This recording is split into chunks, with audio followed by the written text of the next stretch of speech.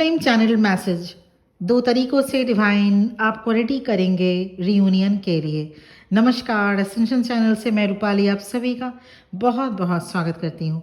Twin flame journey में reunion के लिए 2 तरीकों से रेडी किए जाते हैं और वो तरीके जो हैं उसके बारे में आज के वीडियो में बात की जाएगी, जिसको सुनने के बाद आप divine feminine and divine masculine दोनों ही अपने अपने तरीकों से आप अपने आप को रेडी रखिएगा।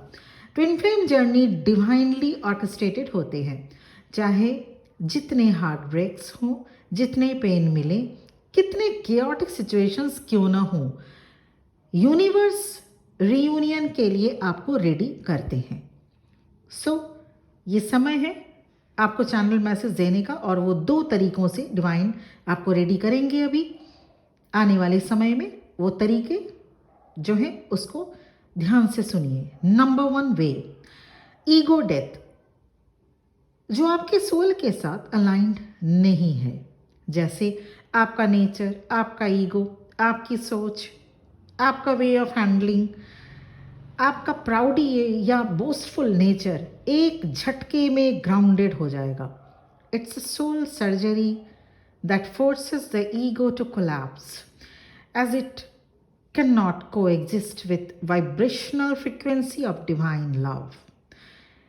अगर आप में से कुछ डिवाइन फेमिनिन का नेचर बहुत ही ज़्यादा एग्रेसिव और बहुत ही ज़्यादा ईगोइस्टिक वाला है, अगर डिवाइन मैस्कुलिन भी हो, अगर उस टाइप के नेचर में आप शामिल हैं और अगर आप अलाइंड नहीं हैं, अगर आप ग्राउंडेड नहीं कर सक रहे हैं, अगर आप सिर्फ हवा में उड़ते रहते, आपके पास हो सकता है पोस्ट, पोजीशन, रूप, रंग, माचो बॉडी, पर्सनालिटी या फिर फिनेंस इफरात हो और आप ग्राउंडेड नहीं रह पा रहे हैं, नहीं रह पाते और आप इस जर्नी में आ गए, तो यकीन मानिए अब एक बड़ा झटका लगेगा ईगो पर।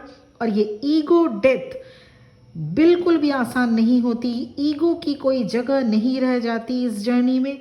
ऐसे में कुछ से बहुत कुछ टूटता है, बिखरता है। जितना बड़ा ईगो उतनी बड़ी चोट। तो इसीलिए मैं आप सबसे गुजारिश करूंगी कि आप अगर ईगो से ऑपरेट हो रहे हो, अगर आप अभी भी प्राउडी नेचर के हो, चाहे आपके पास जो कुछ भी है, रूप, रंग, पोस्ट, पोजीशन, फिनेंस, ये आपका नहीं है, ये ईश्वर का दिया हुआ है। अभी से इसी मोमेंट से ग्राउंडेड रहिए।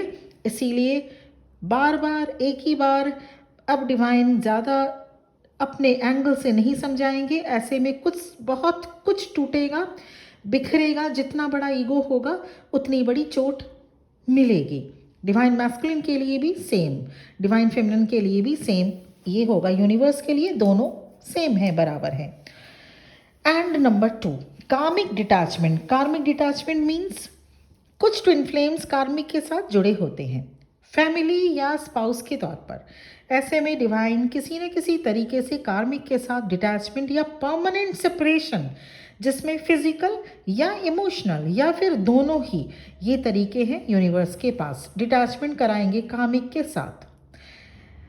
इस केस में, सेकेंड केस में, डिवोर्स या प्लेस चेंज होना या किसी का फिजिकल डेथ भी पॉसिबल है। मुझे माफ़ कीजिएगा, कहना तो नहीं चाहिए ये बात, पर ऐसा देखा जाता है। या कुछ ऐसा डिवाइन कर देंगे जिससे मेंटल डिस्टेंस कार्मिक पर्सन के साथ बढ़ता चला जाता है। याद रखिएगा, कार्मिक पर्सन जब बोला जा रहा है, इसका मतलब ये बिल्कुल भी नहीं कि वो पर्सन नेगेटिव ही हो। जी हाँ, आपने सही सुना, वो पर्सन सिर्फ आपके लिए कार्मिक हो सकते हैं, क्योंकि कुछ पास्ट लाइफ कार्मिक अकाउंट आपको क्लियर करने होते हैं, बैलेंस करने होते हैं, जिसकी वजह से कार्मिक स्पाउस या कार्मिक पेरेंट्स या कार्मिक रिलेटिव या कार्मिक सिबलिंग्स मिलते हैं। जब भी आपके साथ कोई कार्मिक पर्सन हो, माँ, पापा, भाई, बहन, हस्बैंड, वाइफ या कोई और, हमेशा से जानिएगा कि कहीं किसी जन्म में आपसे गलती हुई होगी, तभी वो सोल किसी रूप में आपके साथ इस जन्म में किसी रिश्ते से आकर जुड़ा। So always remember, our karma never forget.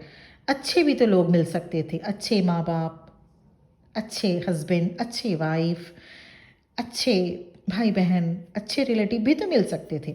अगर एक भी कार्मिक इंसान आपको लगता है आपके साथ है, चाहे ये जो रिलेशनशिप मैंने अभी बताए उनमें से कोई एक या किसी किसी के साथ 2-3 भी हो सकते हैं, इन लॉज भी इसमें शामिल है, इन लॉज भी कार्मिक हो सकते हैं, पर हमेशा ध्यान रखिएगा वो आपके लिए कार्मिक हैं, पूरी दुनिया के लिए नहीं। हो सकता है वो 10 लोगों को जानते हो और 9 लोग आपको छोड़ के 9 लोग उनकी तारीफ़ों के कसीदे पढ़ते हों, उनकी तारीफ़ करते थकते नहीं, पर आपके लिए हो सकता है आपकी जो जिनकी आप माइंड में सोच रहे हैं कि हाँ वो पर्सन कार्मिक है, हाँ आपके लिए हो सकते हैं वो, लेकिन अगर उनको और लोगों के लिए वो कार्मिक बिल्कुल भी नहीं। तो ऐसे में ये ध्यान रखना होता है। So always remember our karma never forget.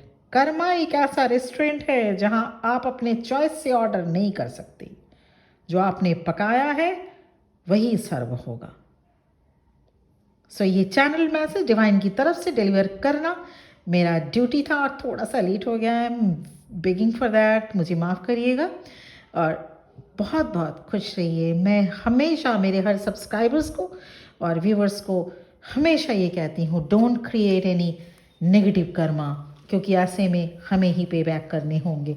तो हमेशा से पॉजिटिव कर्मा करिए।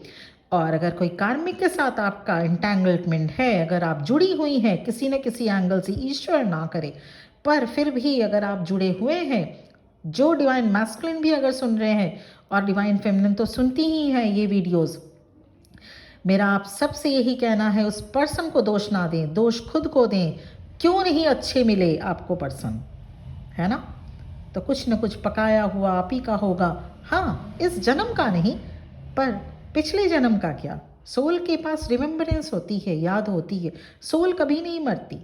तो पिछले जन्म का जो भी किया कराया है वो अब बैलेंस हो रहा है। तो ऐसे में जो आपने पकाया, जो आपने बोया, वही आप काट रहे हैं, ये मान के कार्मिक पर्सन के ऊपर दोष न देना ही अक्लमंदी होगी, बुद्धिमानी होगी। अपनी जर्नी पूरी करें, इनर वर्क करें। कंफर्मेशन और इनर वर्क या any type of help and support के लिए आपको मेरा नंबर इस वीडियो के डिस्क्रिप्शन बॉक्स में मिल जाएगा। Thank you very much. बहुत बहुत खुश रहिए। थोड़ा सा अगर डांट दिया हो तो सिर्फ इतना समझ के मुझे आप माफ़ कर दीजिएगा कि मैं दिल से चाहती हूँ आप सभी अपनी अपनी जर्नी पूरी करें। और I am a very God fearing person, इसीलिए मैं आपको कभी भी गलत डायरेक्शन, गलत रास्ता नहीं दिखा सकती। God bless you. ओम नमः शिवाय।